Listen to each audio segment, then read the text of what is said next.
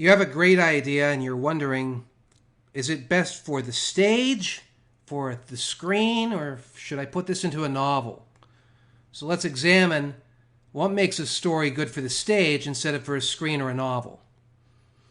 Since the early days of cinema, when Eisenstein and Podovkin, two of the original film theoreticians, debated what made film tell a story, what gave film the ability to tell a story, it was agreed that film was a visual medium.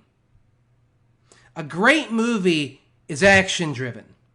It can be viewed without sound, and you understand exactly what's going on. Because of this, it crosses international borders with ease. Action translates on an international level.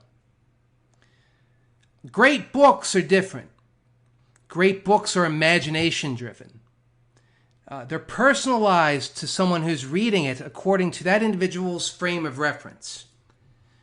So my experience in reading a book like Stephen King's It is going to be drastically different from the experience you have reading the same book. That's one of the reasons why when books are adapted to television, people are disappointed. It's very hard to take what someone else's imagination is that's been realized through a crew of production personnel and compare that to what your own imagination will realize. Imagination is a powerful tool. That said, what makes a great stage play? Great stage plays can be enjoyed without visuals. They're similar to radio plays in that respect. Visuals on stage only serve to enhance the world of the play. Plays are dialogue-driven. Rich dialogue is the tapestry through which plays are created.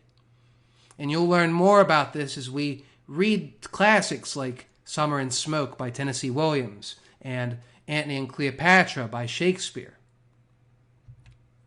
Plays fall into one of two literary genres. Unlike movies that has science fiction, action, adventure, horror, comedy, drama, that doesn't work that way with plays. Plays have two literary genres, comedy and tragedy. In comedy, it's not like a sitcom. You're probably not going to sit through a lot of comedies with side-splitting laughter, although they do have elements of that.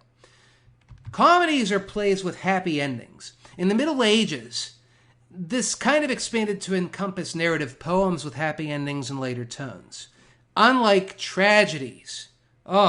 Tragedies are plays based on human suffering that invoke a catharsis or a pleasure in the audience.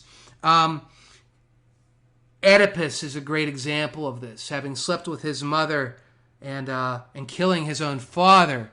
It's a great example of a tragedy. The catharsis and pleasure that we take in that journey is the suffering that Oedipus undergoes. And catharsis is very important to the wellness of the human spirit.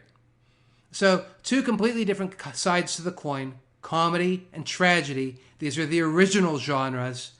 This is what all literature and all performing arts basically are based on, comedy and tragedy.